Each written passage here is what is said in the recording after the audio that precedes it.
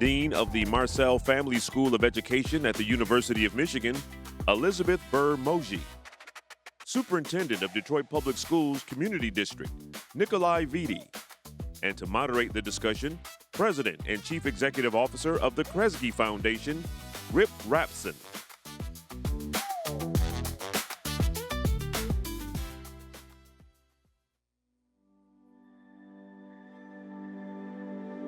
In Detroit, on the campus of the former Marygrove College, something powerful is taking shape.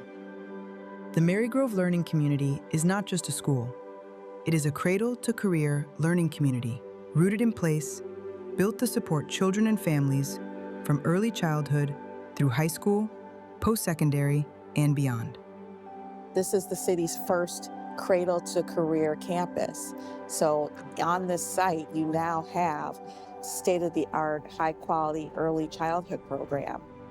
There is a very unique experience here that is not possible really at any other school in the district, where you can start in the early childhood as young as 6 weeks and stay on the same campus all the way up through high school. That is something that's very unique and different about this campus. What makes Marygrove different is not just the continuum. It is the partnership behind it.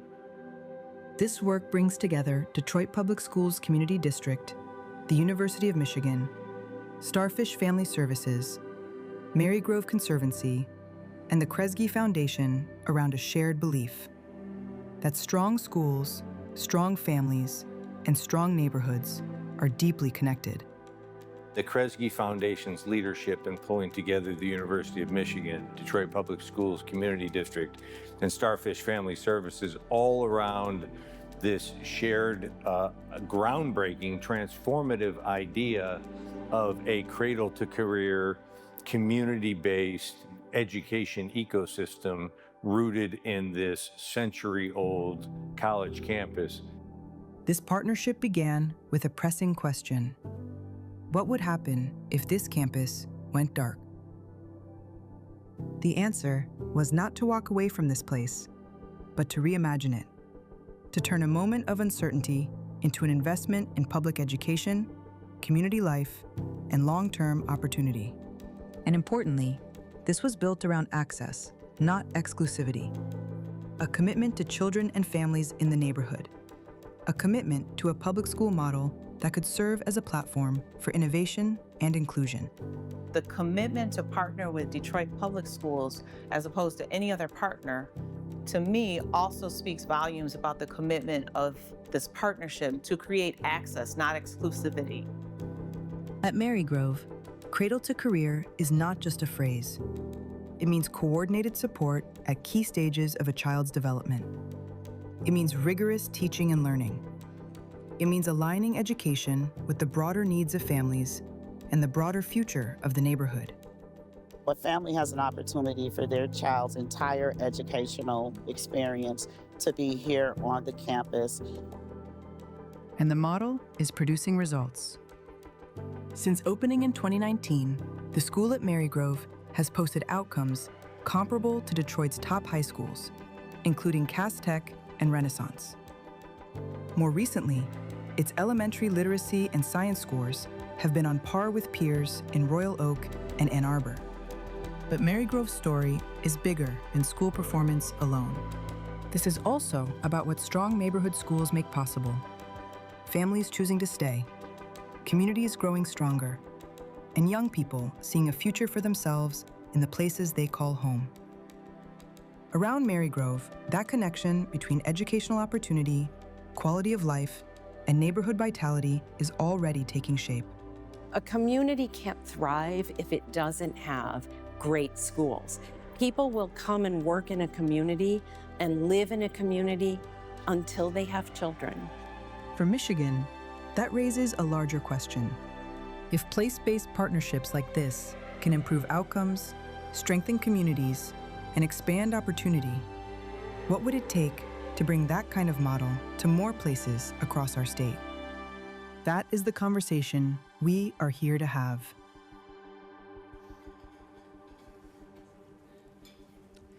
Indeed we are. Welcome everyone, and thank you for making the time. These three folks are probably the future of education in this state, in my view. I think, as you all probably know, Jeff and business leaders from Michigan have just completed a really thoughtful, in-depth study of where we are as an educational system in the state of Michigan and what some of the obstacles are to improvement and where we need to go.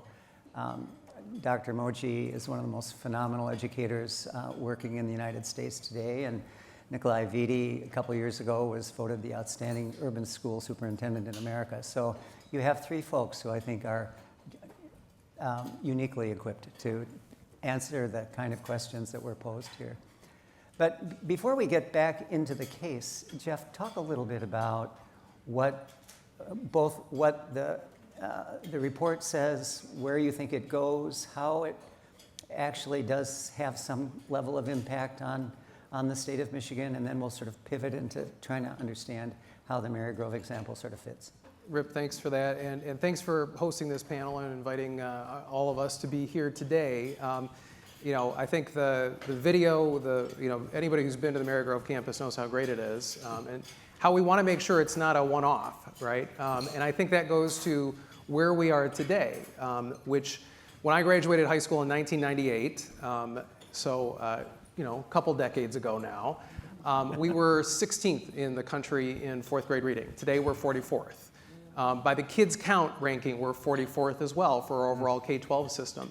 So it's not that we don't have really great schools, really great teachers, administrators. We have such great organizations that are adjacent to our K-12 system too that are doing good work, but the system is not working for our children. And our kids really can't wait for us to get our act together on this. So when we look at the report we put out and the plan for Michigan that business leaders from Michigan put out in November, it centers on how do we do things differently, because for 20 or 30 years we've seen this slide backwards. What has been a constant within that? We've seen this kind of 180, this Michigan 180 that happens. You start down a direction, and then you see a term of office expire, or you see an economic crisis, or you see us get distracted, and we change direction.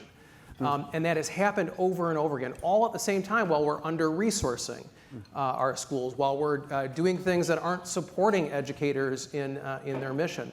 So, this slide backwards is not our destiny. We brought in Dr. Carrie Wright, the superintendent of schools from Mississippi, who's now in Maryland, right, a red state and a blue state, to try to learn from her example of going from 49th in the country in fourth grade reading to now 9th. In Mississippi. In Maryland, she's performing much of the same miracle, going from 40th to 20th in just a couple of years. So there is a prescription to this. There's a recipe that we can implement here in Michigan if we want to try to turn things around, not just on literacy. We've got to set a high standard for a high school diploma and then be able to meet it, because I think for many of you who know in this room what a high school diploma represents, right now it's seat time. You've been in your seat long enough and you've been exposed to certain subject areas. Doesn't mean you've mastered any competency or that you're ready for the real world.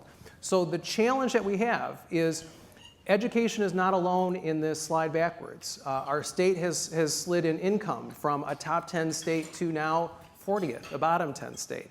So we have got to have an all hands on deck approach, and the biggest leverage we can have from an economic perspective for folks in our state is getting an education system that is serving everyone well.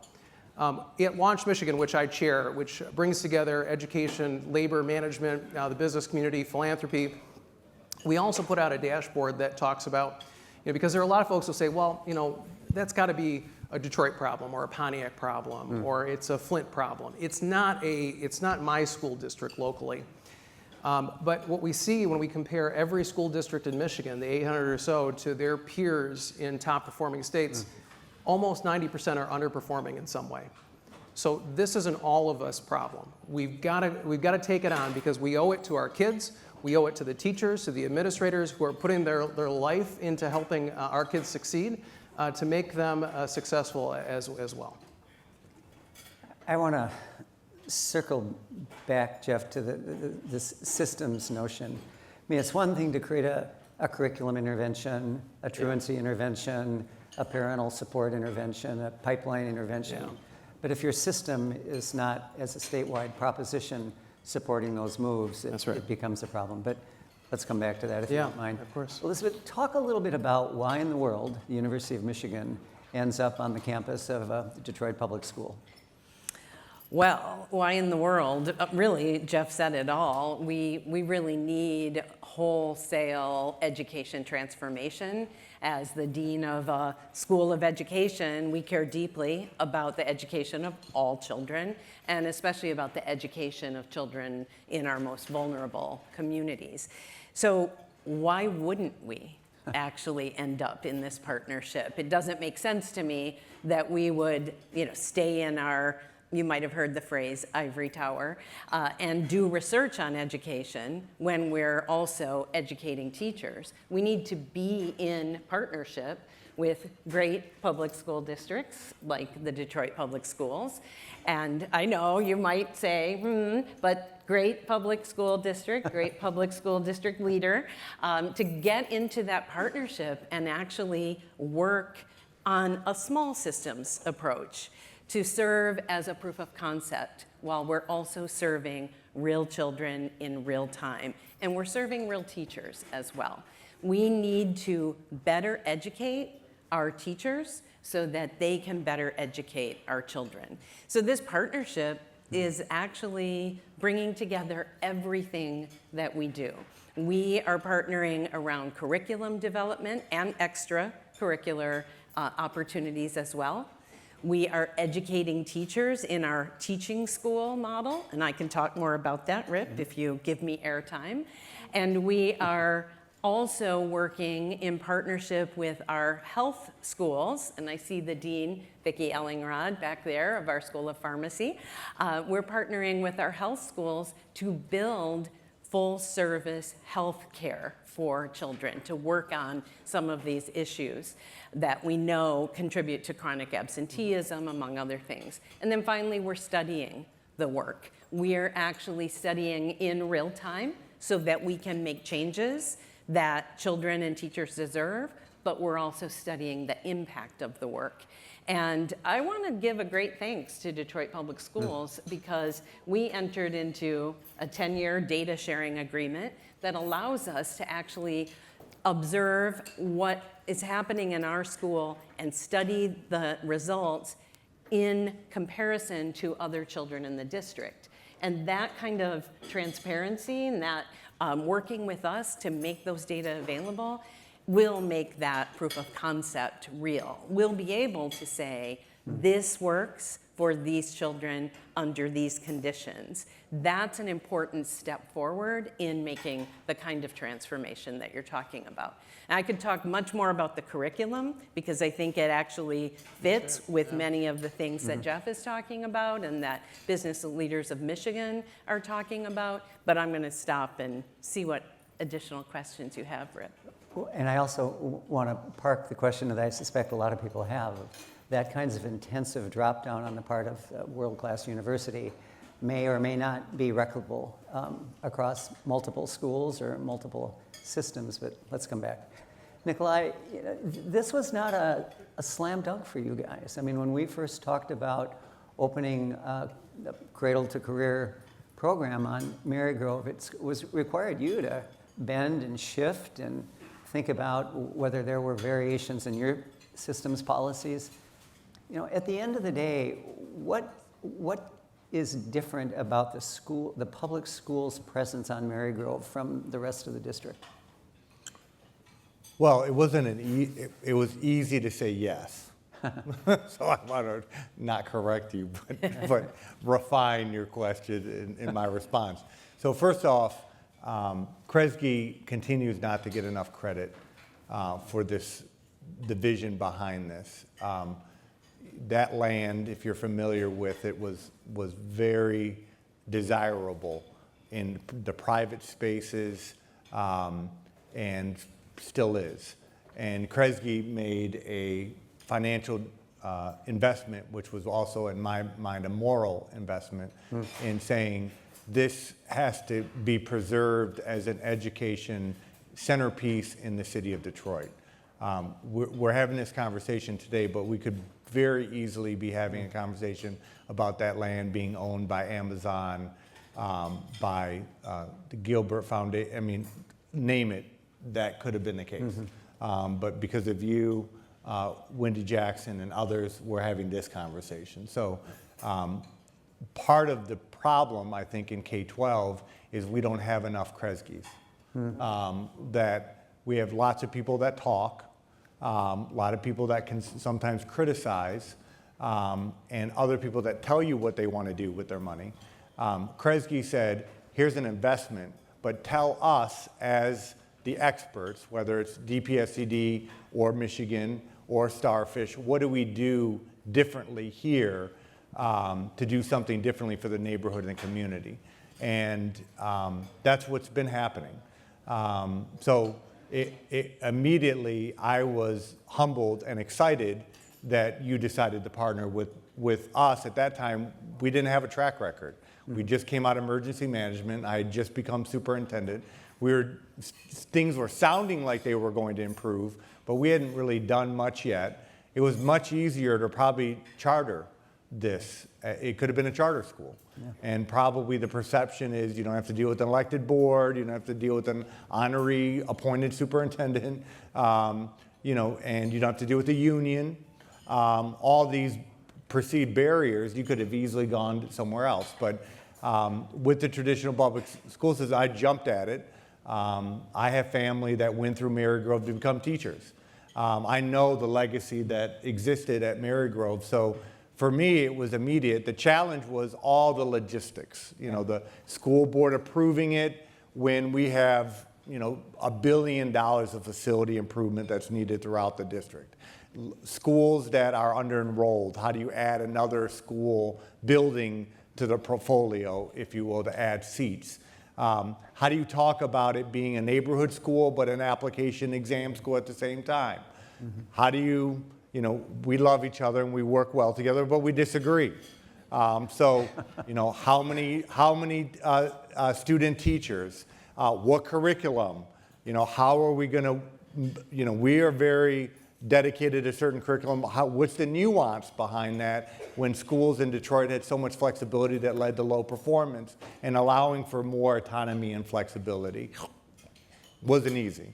But the results are clear. Our graduation rate, 96%. Our kids at Marygrove perform higher than the state average on MSTEP. They're right there at the state average on PSAT, SAT. They're above the state average in science, MSTEP, above the state average in social studies. And what's exciting is the majority of kids that go to Marygrove are from the neighborhood. And I think this is what is, when you think about what can be replicated here, it's an outside organization like Kresge with the resources, the influence, the political capital to actually invest in traditional public education, but not tell us what to do. We know what to do, but provide the funding, the strategy, the partners, a building. Buildings matter. Our kids know when they're going into a college compared to going into school that's over 100 years old where the boiler breaks, on any given day in the summer or in the winter, and then in the summer we close school because we don't have air conditioning. And those things matter. But when our kids go to Marygrove, they immediately think they're college ready. They think that they can go to college. And then you add the partners like Michigan and others, you have a pathway. But what's replicable is our work at high school. We have kids that are thinking about architectural work. They're thinking about social justice, social work. They're linked to engineering programming and professors and programs. So the intentionality is there at the high school level, but it starts at pre-K with Starfish. It's literally pre-K all the way to 12th grade and then an extension to college. Yes, not everything about Marygrove can be replicated in every district at every school, but there are I think fundamental things that have happened that I've already named that needs to happen, and I'll repeat them. Funding outside, traditional public schools, and let's comfortable with saying traditional public schools. The majority of Michiganders go to traditional public schools. Going back to a neighborhoods concept. It's investing in a neighborhood school, which is actually investing in the neighborhood. So more people move to the neighborhood, more people stay in the neighborhood, and they can see their children going from pre-K all the way to 12th grade in one school. If we think about the strongest neighborhoods in this country and the strongest school systems, it's families moving in saying, oh, my kid's gonna go down the street and they're gonna go there from pre-K to 12th grade and not think about it. And they invest in their homes, the businesses, they're active politically. That's what's happening in Marygrove. It's revitalizing the neighborhood. And it's giving students and families a vision of what can happen from pre-K to 12th grade that has multiple initiatives around health hubs, to teacher prep, to career academies. All of it's happening in one place, which creates that synergy of partnership and impact. So, Elizabeth, you and I were talking before we got up on stage about your perspective on why, on the surface, it seems the University of Michigan has chosen its place, and it's just going to make that place better with the extraordinary leadership Nikolai has provided. But you made the argument that this is not isolated to the place. Why not? I mean, why would someone in Pontiac or Grosse Pointe care about this? Well, a couple things. One is it is a model or a proof of concept, and we are telling the story of what we've done, and a lot of it Nikolai just laid out. The ingredients matter, and those ingredients can be taken to other places. A second thing is we are co-developing curricula.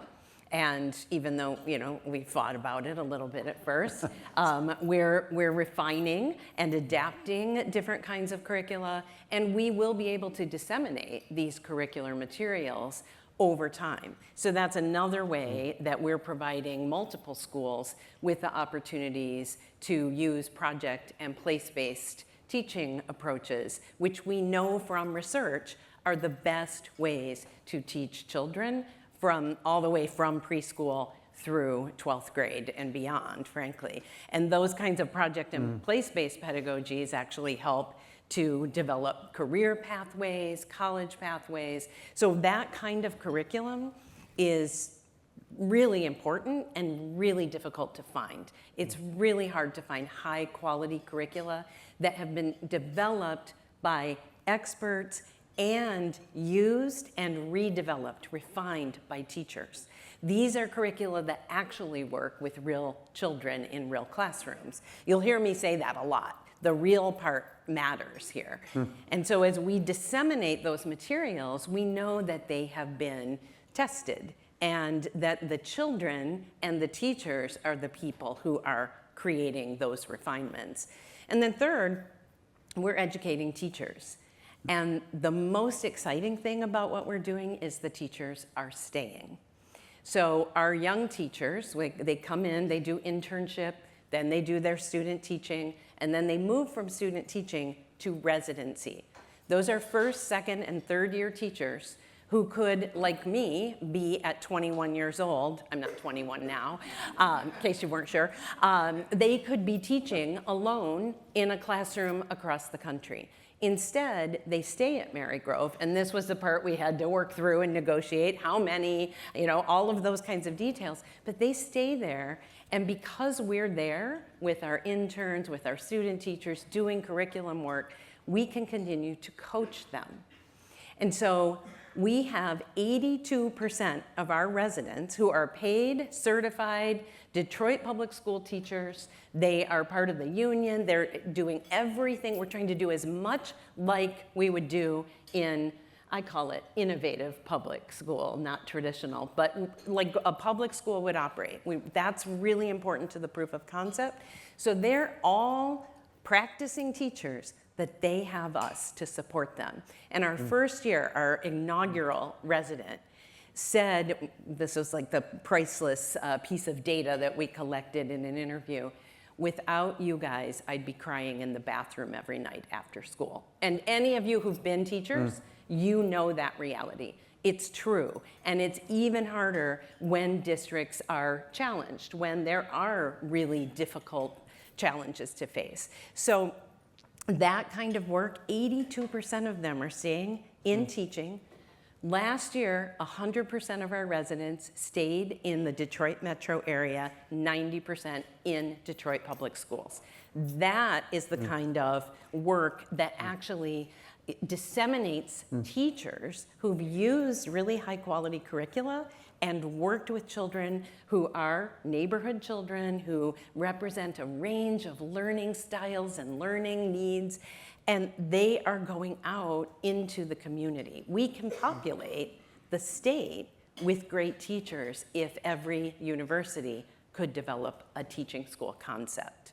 So that kind of work, that's what takes it beyond the Marygrove, the 53 beautiful acres at Marygrove. Jeff's report puts a fairly strong emphasis on teacher preparation, teacher quality.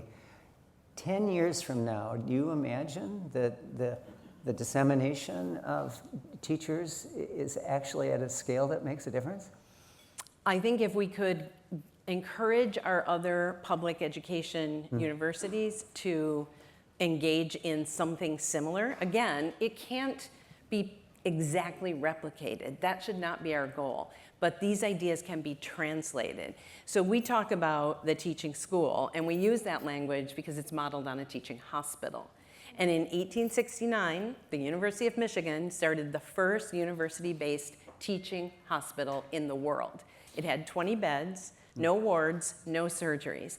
And now every major university has a teaching hospital. Not every hospital is a teaching hospital, but that's where physicians are educated. What if we could build that in the state of Michigan? We could be standard bearers for what teacher education, high quality teacher education, can really look like. I'll just add that we are also admitting teachers as freshmen at the university now, so that we will have 4 years to work with them. That's starting this fall. Tell all your friends who have college-age children and want to be teachers. And they will then have 4 years and 3 years of residency. And we have the data to be able to study whether that makes a difference in teacher preparation and or teacher learning and in outcomes for children. One of the interesting footnotes in that is that through Elizabeth's program, we began with 40 University of Michigan students actually living on campus, in dormitories on campus. I think that number is going to double at some point, isn't it? That's a little different program. Yeah. That is learning, equity, and problem solving for the public good. And those are undergraduates who study learning and work with the community and learn from and with the community to engage the public good, to do things for the city of Detroit, but also to learn from the city of Detroit. It's not a one-way kind of learning experience. And we have 50 now, and that number will increase because there are 120 beds at Marygrove. And so with our dorm residence hall renovation, we're able to invite 120 students a year to live on the campus. And then they go back and forth from Detroit to Ann Arbor, and they will do that all 4 years, even once they move to Ann Arbor. So Jeff, as you hear that,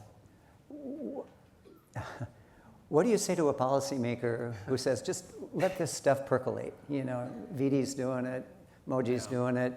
We don't need to muck with the system. People will find their own way to these issues. Well, I think what I would say is, you know, something similar to what we did when I came into the city of Detroit running workforce development. And we saw that 400 different organizations were doing workforce development in the city of Detroit. And yet our residential employment number had not gone up really for almost 2 decades. It was actually going backwards in many cases. It's not that those organizations weren't doing great work. It's not that there weren't really dedicated people who were pursuing innovation. It's that we weren't scaling it. We didn't have a system to take hold of that innovation, to take hold of that activity and actually apply it throughout the rest of the city. We didn't have folks who knew how to work together with a university and a local school district, like in this case. We've got to create a system. We have a system right now which, you know, similar to University of Michigan and teaching hospitals, it was formed in the really 19th century. Worked really well for the 20th century, right? Where you can walk off a high school graduation stage with a diploma and a D- average and get a middle-class job. That is not what's going to work for us in the 21st century. And it's also not something that we can take innovations and scale. It's just not designed to do that. So good people are caught up in a bad system right now. And what that's leading to when we don't have strong leadership, right, at the state level, because there's really divisions in leadership both from a structural perspective where the state school board and the state superintendent are doing, I think good work, but they don't sometimes have the oversight and ability to translate to the 800 different school districts. The governor and the legislature are charged with funding and setting policy, but oftentimes a funding and a policy strategy doesn't outlast a term of office, and in a purple state like Michigan can ping pong back and forth. So we've got to bring semblance to governance at the statewide level. We've got to bring semblance to the policy and the funding and the resource. And we've got to set a goal for what we want this system to actually produce. And to take innovation, to take the work that Dr. Vitti, Dr. Moje, and the rest of the folks at Marygrove are doing and be able to scale that across the state in however that works, right? Because as a MSU grad, College of Education, I would say they have a pretty decent program too. I'd love to see them someplace around the state and catch up with the University of Michigan. Yeah. So, Nikolai, how important is this to you? Can you just work independently of a dysfunctional state system, or do you need them to up their game? I have been working for the past 10 years in a dysfunctional state system. And no matter what metric you look at, DPSCD is outpacing the state of Michigan. I mean, most recently, only about a week ago, there was a national, it's called the National, I think, Recovery Scorecard. And it's looking at public school systems across the country since the pandemic and looking at learning loss and recovery. Districts across the country were studied, rural, urban, suburban. DPSCD is outpacing 91% of school districts throughout the country in literacy and math since the pandemic. Now, you're going to hear that and you're like, he's a superintendent. He's going to promote the district. This has nothing to do with this is a Stanford, Harvard outside study. And whether you look at attendance, student attendance, graduation rates, literacy, math, SAT results, every number, the district is narrowing the gap between DPSCD and the state of Michigan. We still have a long way to go, and you'll look up our numbers like, you're still low, Dr. Vitti. Yes, we're still low. But we are narrowing the gap and improving better than, again, 91% of districts throughout the country. So we're implementing best practice around curriculum adoption, training teachers, hiring teachers, retaining teachers, climate and culture. But we still have a long way to go. And I do think a state system that was equitably funded, shared accountability standards across the state would allow us to go even faster, because a lot of it feels local, where, well, why is the school board and Dr. Vitti so emphasizing outcomes so much when, down the street in another district, they never talk about state assessments. And so, well, is it something about Dr. Vitti where he's obsessed with standardized tests? No, it's that I'm all about outcomes, and it's a way to measure where students are and where they're not and what we do differently for them. So we would go, I think, farther, especially with equitable funding, but we have to, it's not just about DPSCD, it's about a state that's falling farther and farther behind, but there are a lot of things that we are doing that the state should be doing at scale. And some of those I named, and there are other examples, but no, to speak honestly and directly, we've been doing this despite the state. But there's a lot of things, even if we talk about teacher prep, like if any undergraduate wants to go into teaching and we have the national statewide shortages, why are we putting any tuition burden on that individual? I mean, there is enough funding between philanthropy, state money, university funding, where any undergraduate, especially high-performing undergraduates, Why would we create any obstacle for them not to go into teaching and being taught the right way to how to be a teacher? You know, that doesn't make any sense when you're looking at the shortages that we have, especially in special education. Yeah. Why in the world would we create it? So that's one example of where the state's not helping with a statewide problem that's magnified more so in Detroit.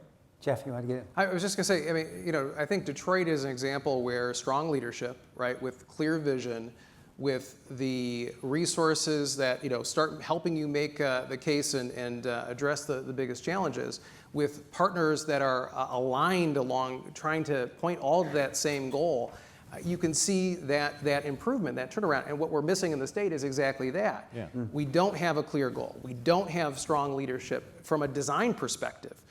It's not that the state superintendent or anyone is not doing the right job. It's just they're not empowered. The governor's office doesn't have a connection to that state superintendent, like in most other states in this country. So we have to have a different conversation in Michigan to say, one, are we tired of being close to the bottom? Two, are we going to do something about it? And that's going to mean a whole bunch of different things have to come together. But that alignment at the top, that strong leadership that says, we're going to put this as the #1 issue when the next governor gets elected. We're going to focus on some things that we can make some progress on right now, like literacy. We're going to set the high standard for a high school diploma, the Michigan Education Guarantee, that says, here's how we're going to build the system back towards what we want to achieve at the end, and have outcome-driven leaders who look at where is the intervention and the prevention necessary and accountability, so that we can stop someone from having to be held back in 3rd grade because we've caught them much further earlier in the system to be able to make sure that they're on track. That's the type of system we need at the state level, and it's what's missing right now. Could I add something to what Jeff just said? I mean, it's coherency. Yeah. Where, you know, perfect example, you know, we talked to a lot of different people in like 5-minute increments here at Mackinac, but I had very interesting conversations with Republicans and Democrats just very recently, where everyone's talking about the Mississippi miracle. And there are certain things that are fundamental that does need to be implemented from the Mississippi miracle in Michigan. And I hear Democrats saying, I don't think we can support all that. And then Democrats will say, well, we need equitable funding. Republicans are like, well, we could get there, but we need more accountability. At the end of the day, why are we arguing about best practice? Why are we arguing that teachers should be taught a certain way when they go through prep programs on literacy? Why are we arguing that we don't have stronger statewide accountability systems where you measure Flint, Pontiac the same way you do Birmingham and Bloomfield Hills? Again, measured, balanced, fair, but very clear on how kids are doing at individual places. Assessments. I mean, there's things that Mississippi did that we're doing in Detroit. And so Republicans ask me, are you for that? I said, yeah, why not? It makes sense that we're already doing in Detroit. And then I'll ask Republicans, well, what about equitable funding? Well, yeah, maybe, but then you need more accountability. A perfect example of how we're completely incoherent. 9 years going to Mackinac now for me, and it feels like the same conversation. Yeah.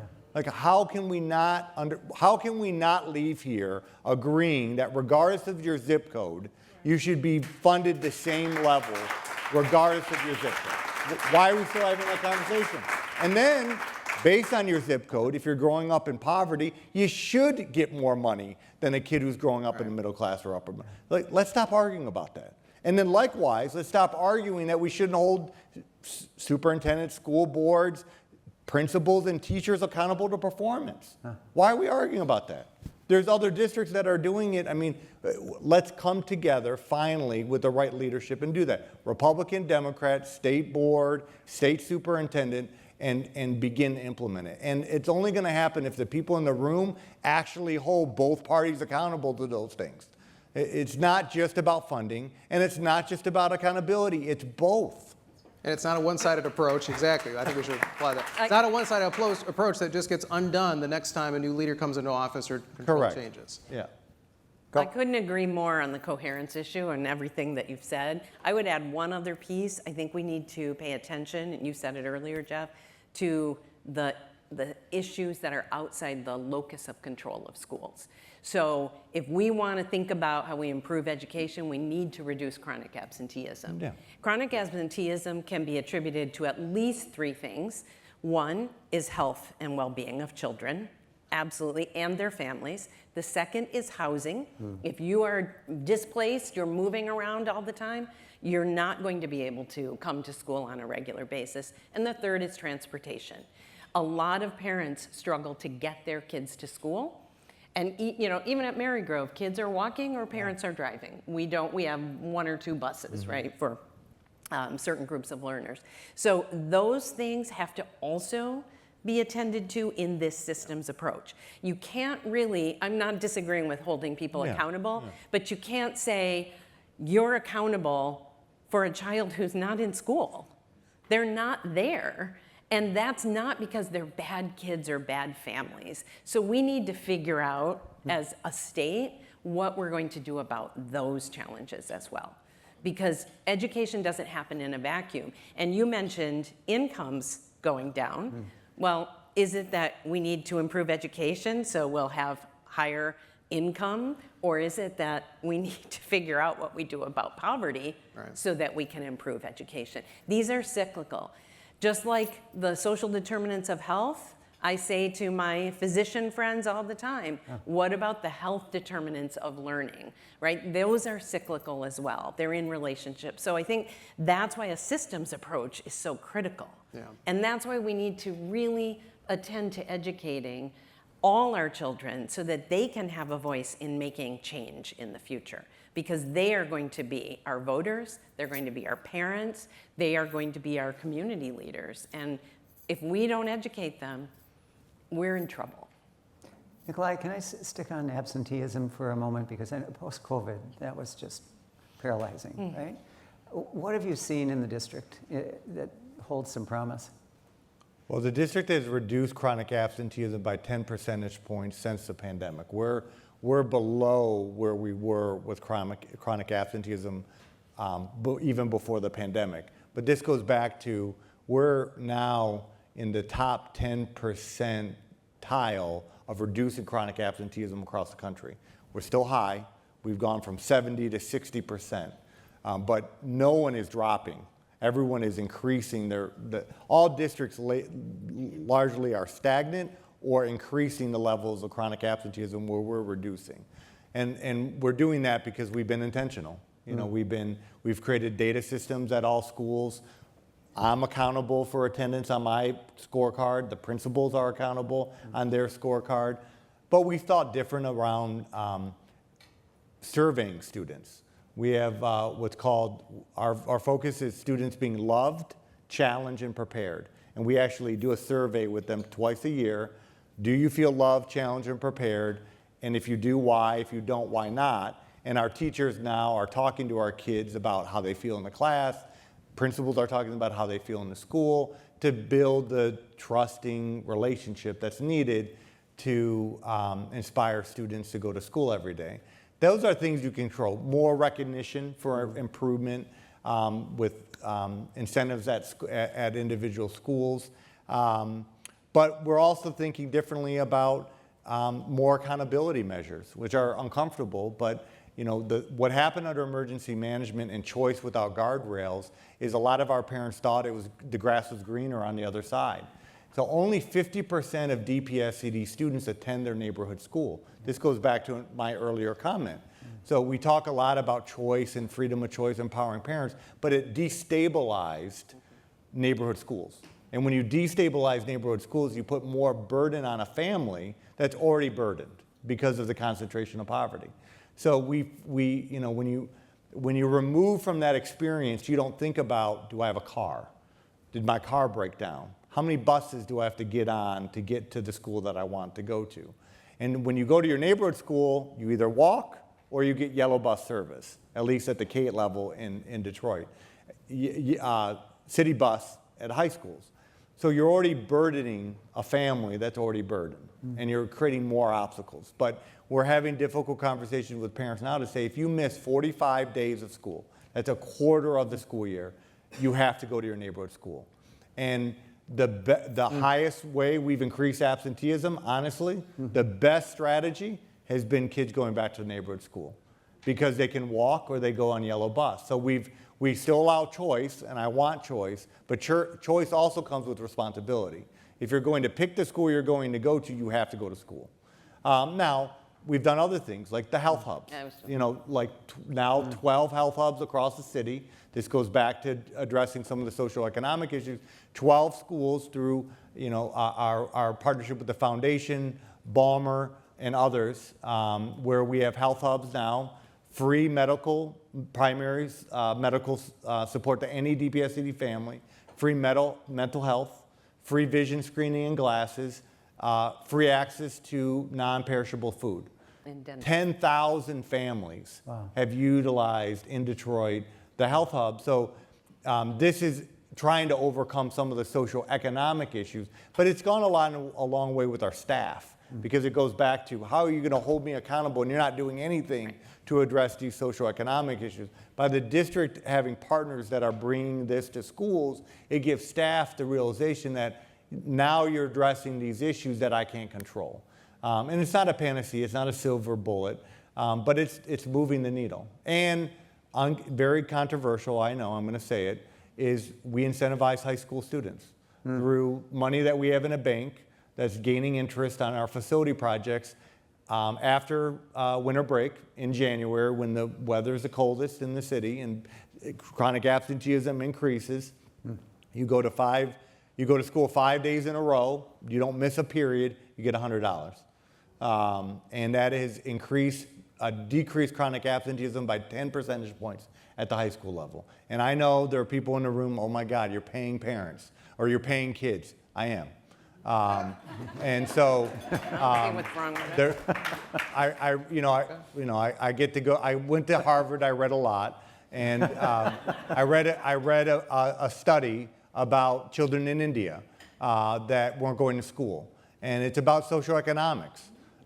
They paid families to send their children to school, and they stopped working, and they went to school, and it helped their family financially.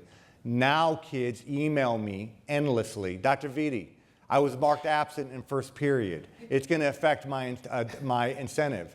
They're taking ownership of their attendance, and most of our high school kids are getting at school on their own. Their parents aren't the ones that are necessarily getting them out of bed because their parents are going to work before they get out of bed. And so it's changing ownership, responsibility, and it's controversial, but it's not. I'm not taking out of the school fund.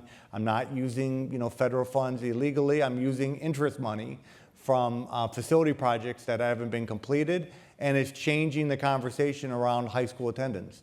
So those are things that are all working. Can that be sustained? No. Unless philanthropy wants to help, but no. But that is the kind of thing that we could. But it's 10 years ago I would have been philosophically against it, honestly. Sure. But when I keep on hitting the ceiling with all the things we're doing, you have to do things differently, especially for our students. You can't stay in a place of status quo, and you got to abandon some of these ideological corners that we put ourselves into to think differently about what's going to excite our students that are dealing with sometimes unimaginable socioeconomic challenges, and it's working. And it's working in exam schools, application schools, and neighborhood schools as well. Elizabeth? Can I speak to Love, Challenged, and Prepared? So, of course, we get these data, and I'd just like to say, Mary Grove students, loved, prepared, want to be more challenged, which is really exciting. That's the kind of thing that, makes us feel good about the work. But I think this is a really important point, and coupled with paying kids, high school kids, to go to school. We know why achievement at 12th grade on the NAEP is low, because they're done by that point. 12th graders are not engaged in school. And that's really, honestly, across the board. So I think in addition to paying the kids, you are also building a culture that motivates children to want to be in the space. And that's why the kind of curriculum we use, project and place-based, where kids are doing things like our 9th graders took on the first, second, and third graders as clients because they didn't have enough play space. So the ninth graders were designing the play space for the first, second, and third graders. And they would do their designs and go back and show them to the little ones, and the little ones would criticize. And this is what intergenerational, vertically aligned curricula does, but it also is about engagement. So that's why our kids at Marygrove want to come to school. You're probably paying some of them too, but they want to be there. And that's what we have to think about as well. What are we offering? To your point, what are we offering in schools?